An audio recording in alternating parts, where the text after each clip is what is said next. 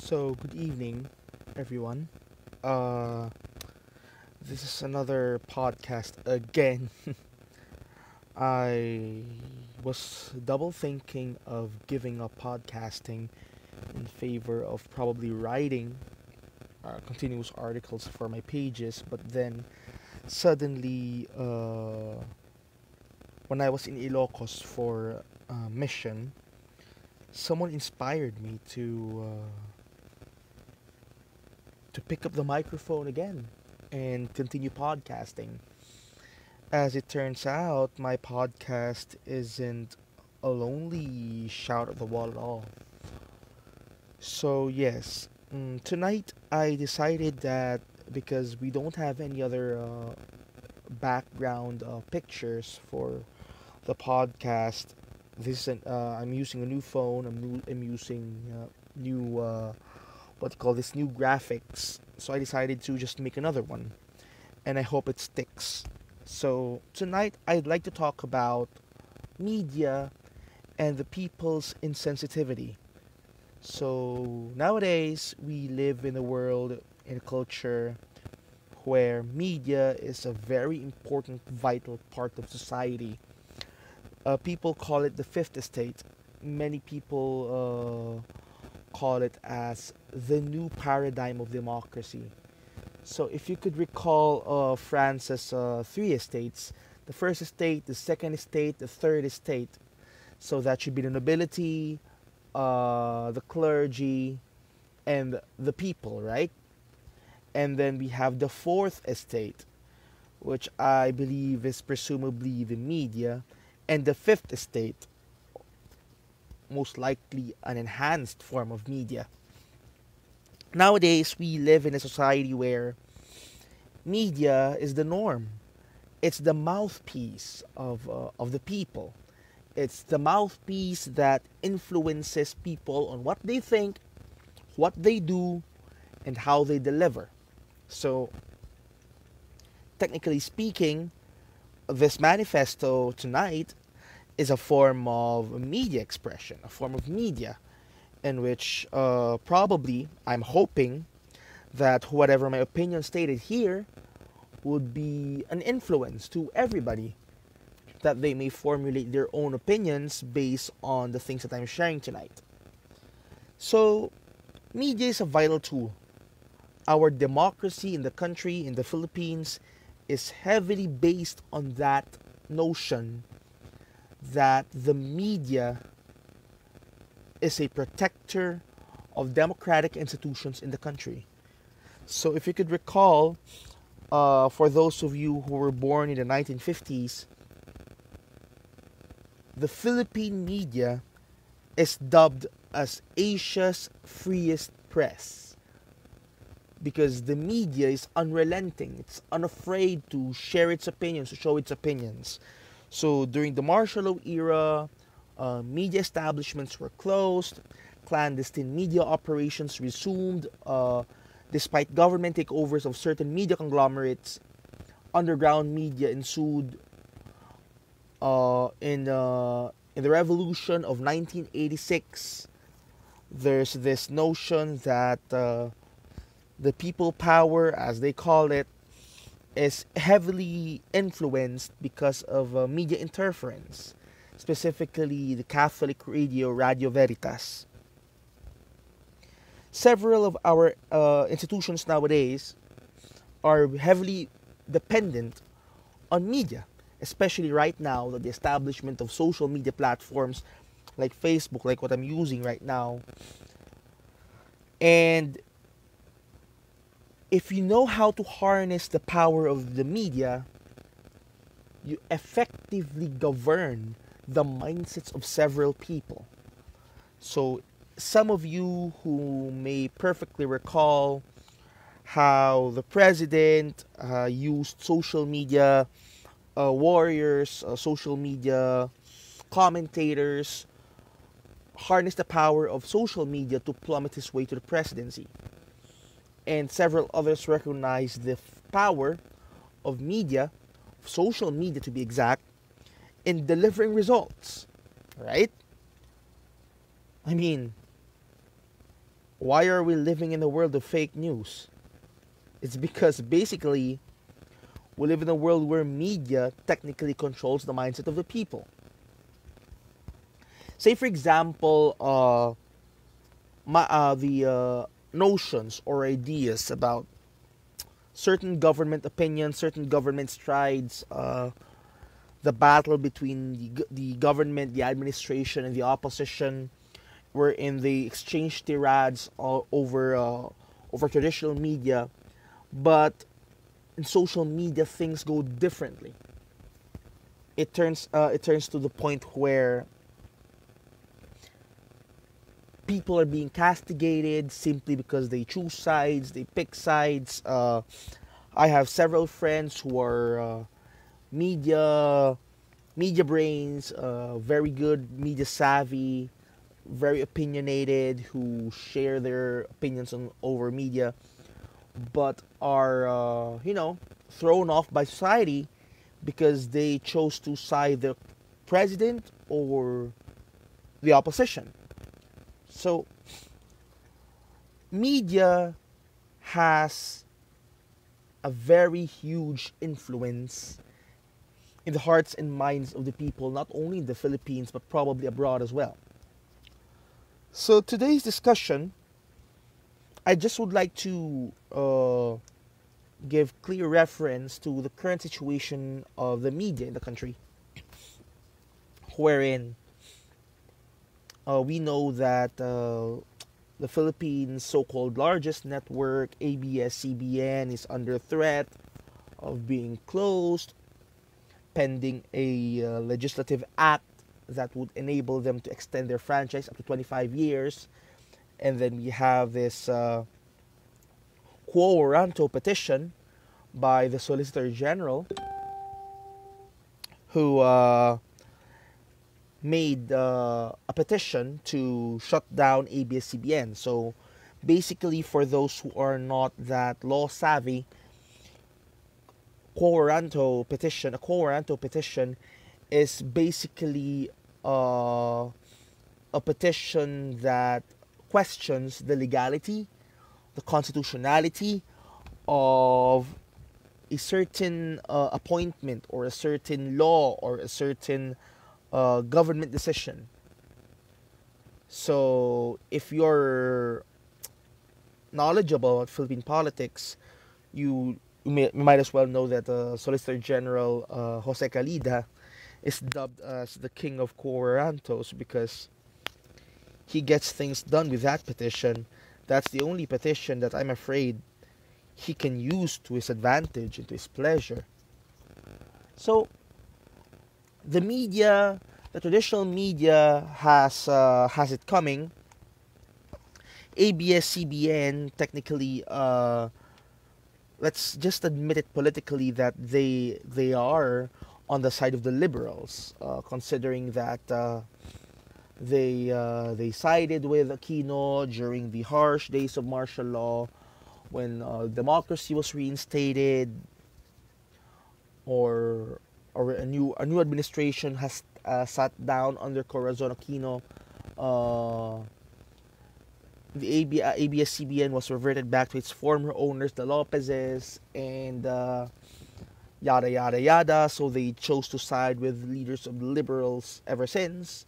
So they supported the strides of liberal candidatures, eventually supporting Benigno Aquino's presidential run, and eventually endorsing the presidential bid of Mar Rojas.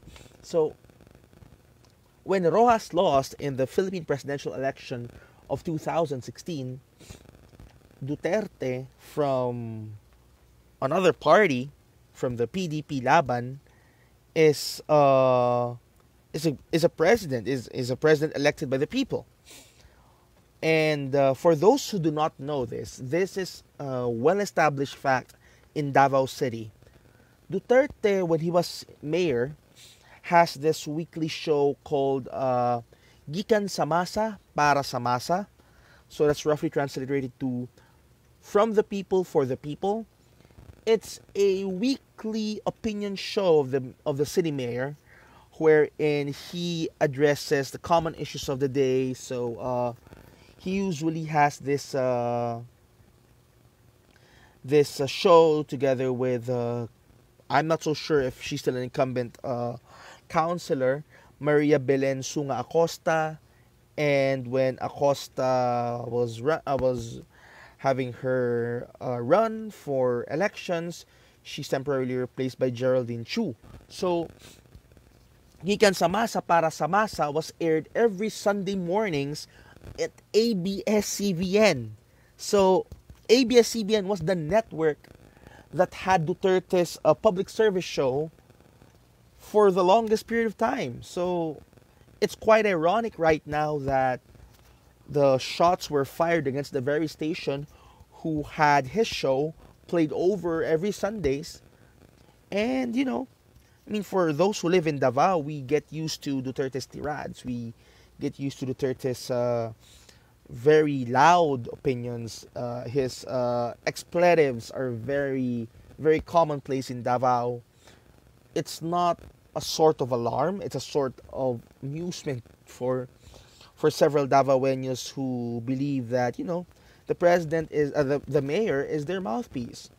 So, the mayor, as a champion of the Davaoeno people, speaks whatever is on the minds of each and every single Davaoeno. So, when Duterte had a campaign run, well, we know that ABS-CBN in Manila is technically supporting the liberals, and there were ads that allegedly bear black propaganda against the campaign of Mayor Duterte. And so Mayor Duterte's campaign ads were not played. And when Duterte won, of course, nominally, basically, as what any politician would do, he would play the blame game. I mean, sure, you won, but black propaganda is there, all right? So, basically, at the end of the day, recent events have transpired, and international media has misinterpreted it a lot of times, to the point that even Duterte already accepted the apology of ABS-CBN's Carlo Katigbak. And the legislative ball is still rolling on the fate of the network, but international media has deemed it as the president is making steps to really shut down ABS-CBN. Recently, just this morning, I saw a video from Al Jazeera stating that during that time, there's this show where the commentator had Harry Roque, Richard Haydarian, and a certain professor at UP, the University of the Philippines. And when the anchor reiterated that, spoke or opened up the notion that Duterte filed a Supreme Court petition to shut down ABS-CBN, Roque was very quick to correct that it was the Solicitor General's doing, which is true. Okay? So, the media has amassed a great power that if ABS-CBN were to shut down today, a reputable news and current affairs network would disappear. And because of that, people won't be so sure as to how they would proceed. Like, okay, we have a lot of alternative media. I personally am a fan of GMA News, and aside from GMA News, there's CNN Philippines, there's 1PH, there's a lot of media networks in the Philippines that could cover up news, but news and current affairs is technically synonymous with ABS-CBN News. When you say evening news, the first thing that comes into the minds of people is TV Patron. which is the flagship program of ABS-CBN. When you mention newscasters, one of the first things that would pop up into people's minds, if not the Tulfo brothers, would be Noli de Castro, Corina Sanchez. So basically, Ted Filon. Basically, these names are media personalities of ABS-CBN. And in the event that ABS-CBN would shut down, so would the credibility of the media's power over the people, right? So I have no stance on the closing of ABS-CBN. My opinion is, if ABS-CBN were to really shut down operations, my suggestion would be for them to probably allow the government to use its facilities and improve and build up their network prowess. So basically speaking, if the United Kingdom had BBC, if the Qatari government had Al Jazeera, if Germany had Deutsche Welle, if the United States had Voice of America and PBS, what else? If there are other countries having different networks, state-run broadcasters that could provide a neutral viewpoints on things that matter, then probably it's about time that the government broadcaster, PTV, could have its own modernization as well, right? So that's my take on that. But let's look at the other media, the media of the people, social media. Basically, we get our news today from social media sites like Facebook, Twitter, Instagram, YouTube, and it now boils down to a point where Rafi Tulfo's complaint section receives more buzz than, say for example, Kapwa Ko Mahal Ko, right? Or probably people who would check the vlogs of certain personalities would deem much more vital than the issues of today. So we get news and issues that come straight to the point, but because social media is a little bit credible in the eyes of people, I mean, that's the only thing that's accessible to the public. So people would believe that. I mean, you have a phone, you're listening to my podcast right now, so technically speaking, you have a phone, internet connection in the Philippines, albeit not that strong, but it's a little bit affordable nowadays. You have 50 pesos and you have a good internet connection.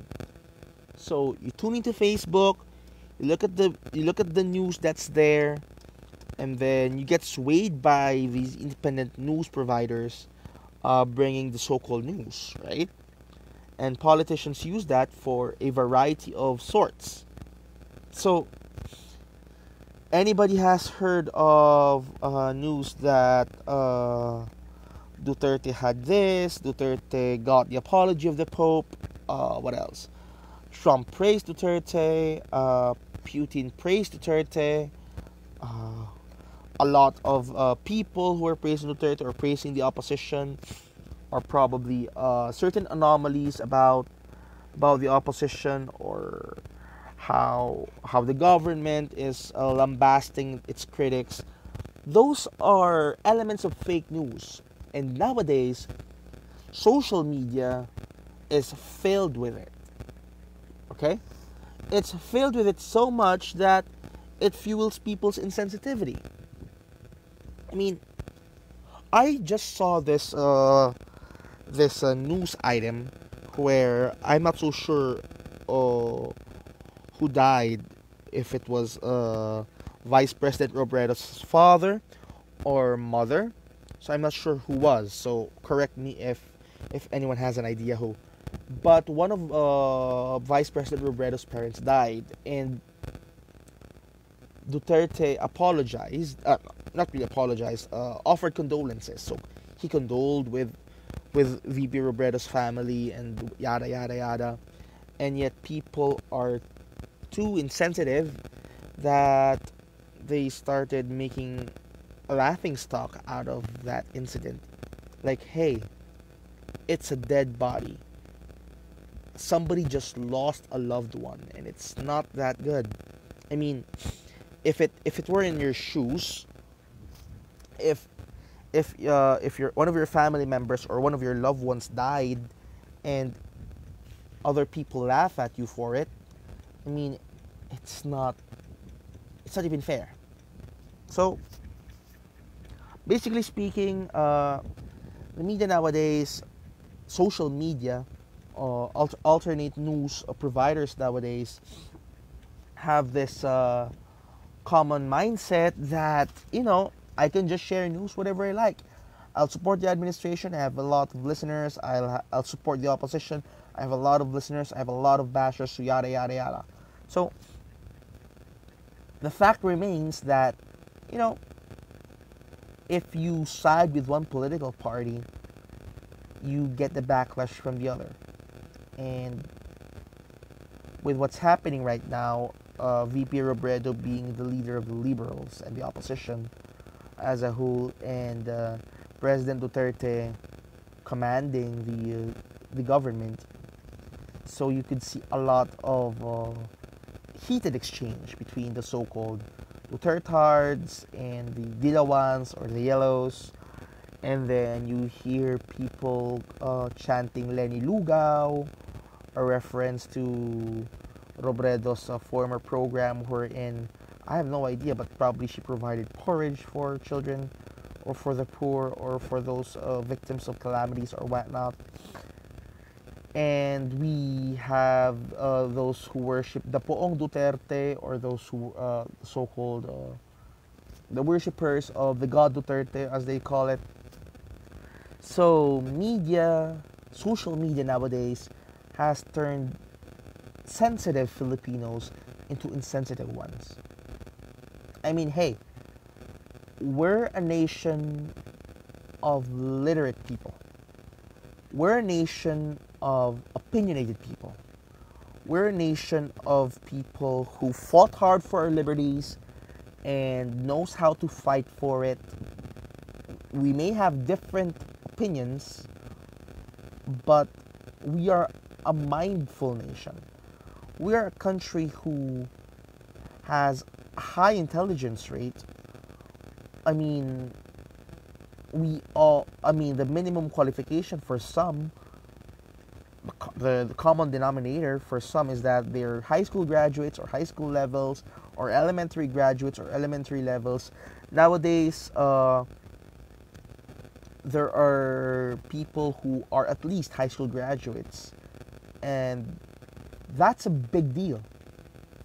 We're an educated people, we're an educated nation, and yet we see news articles and it makes us dumber and dumber and dumber every single day. We have teens who listen to music and who get influenced by daily stories of the media, and they get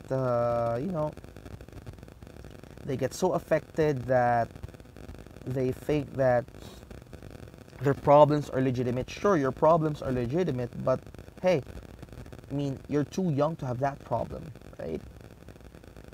Anyone who has seen love teams and romantic scenes, like, people would look up to it and they'll imitate it and whatnot. So, I mean, the media nowadays in the Philippines is very distorted, to be honest. It's not like other countries who have media that's a little bit family oriented, a little bit wholesome. I've watched an episode of Ang Probinsyano, the longest running drama anthology on weekday night television, and I've seen a lot of graphic wrongs. People choose to watch it, and young people are influenced by it. So with the media nowadays becoming more and more misguided, with media articles nowadays becoming more and more biased, and the people nowadays becoming more and more insensitive to everyday issues and concerns of the common man, I wouldn't be so surprised if one day a news item would flash out and people would panic, even when several years ago a same incident might have happened and people never cared. So there. Instead of raising concerns about how we could be more participative in our involvements with public discourse, we tend to watch videos, we tend to watch memes, we tend to go over TikTok rather than being opinionated. I mean, it's nothing wrong to be entertained, but it's something wrong when you get entertained and when you believe in the distorted ideas of that entertainment. So there. I think with people's insensitivity, the only solution that we have right now is national enlightenment. You know what I'm saying? I mean, educate the people, tell them how to sort out what's real and what's not, and we could all go back to becoming intelligent citizens again. So I look forward for that day. And I'm not so sure with everyone else, but I'm pretty much positive that when that time comes, this world will be a better place. So I think that's my manifesto for tonight. Media should be reassessed, and the bottom line there is the media of today should remain as the media that has always been for the longest period of time, harbingers of truth and the mouthpiece of public opinion. So I think that's that. Thank you very much for listening. Yeah, this podcast is a very important one, but I am very much optimistic that I'll be continuing my podcasts every week or so I believe. So again, thank you so much for listening. Have a great night, and always remember, as always, you are loved.